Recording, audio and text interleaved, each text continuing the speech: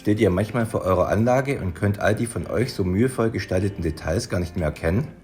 Das liegt vielleicht gar nicht daran, dass ihr eine neue Brille braucht, sondern vielmehr an einer schlechten Beleuchtung eurer Anlage.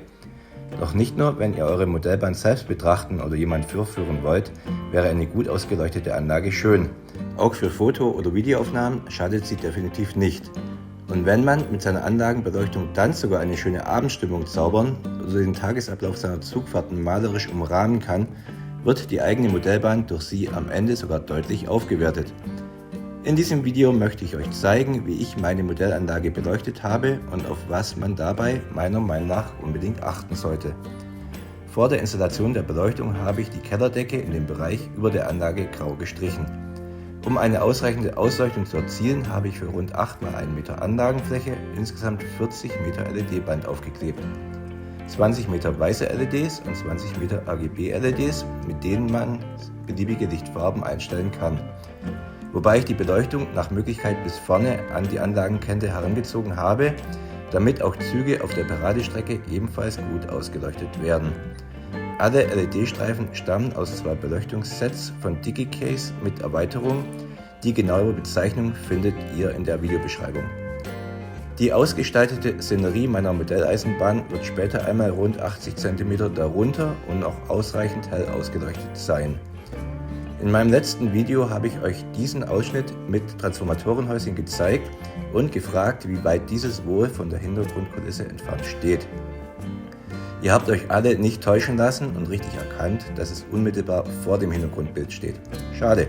Trotzdem hoffe ich, dass die Hintergrundkulisse ein wenig die Illusion von räumlicher Tiefe erzeugt und die Szene nun besser wirkt als vor einer schnöden Ziegelwand.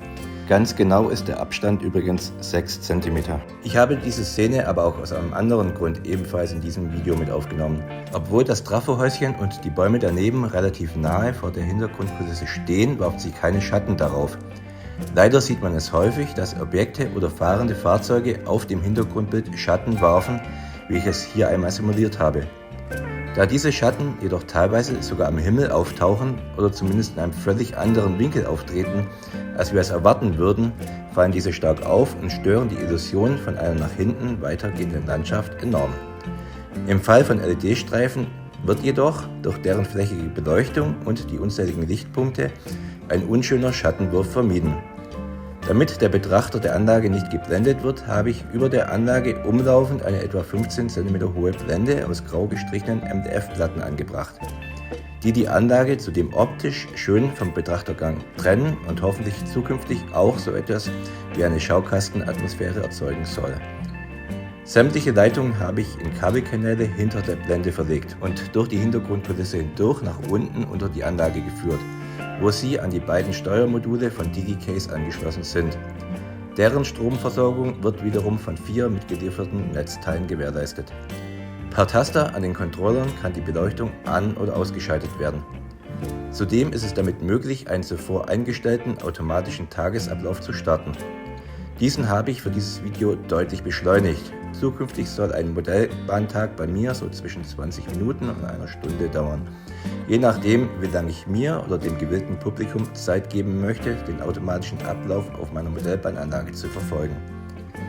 An einem Tag gibt es 4 unterschiedliche Lichtstimmungen, morgens, mittags, abends und nachts, zwischen denen die Lichtsteuerung nach einem gewählten Zeitraum sanft überblendet. Man kann auch vorgeben, wie lange die Überblendung selbst dauern soll. Den Sonnenuntergang habe ich dabei ein wenig rötlicher und romantischer eingestellt als den Morgen und die Nacht eher dunkel und bläulich. Aber das kann natürlich jeder nach seinen persönlichen Vorlieben einstellen. Ich habe die Steuermodule jedoch auch noch mit der Zentrale meiner Modellbahnanlage verbunden. So kann ich meine Anlagenbeleuchtung genauso wie ein Magnetartikel per DCC-Steuerbefehle von der Zentrale oder einem Computer aus schalten, in Farbblende einbinden und so weiter.